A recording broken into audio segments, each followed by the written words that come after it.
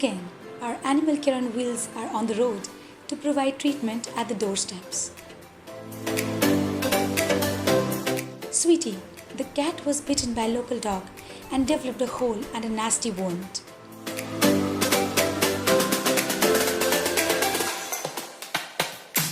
Our team immediately started the necessary treatment.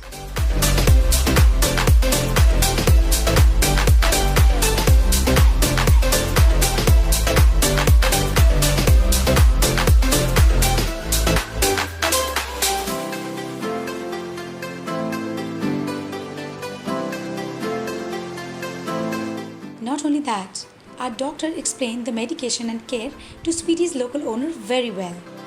Come, let's keep an eye to see what is the next destination of our Animal Care on Wheels team.